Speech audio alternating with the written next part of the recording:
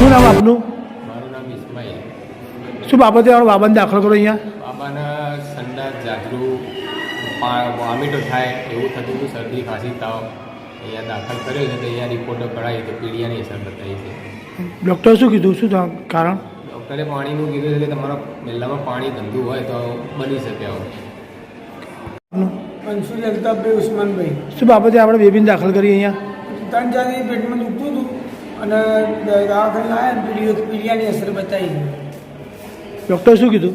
Doctor જે પીડીઓ છે એમ કોઈ કીધું? કે પાણી ખરાબ આવવાના કારણે પાણીની અસરથી થયું છે.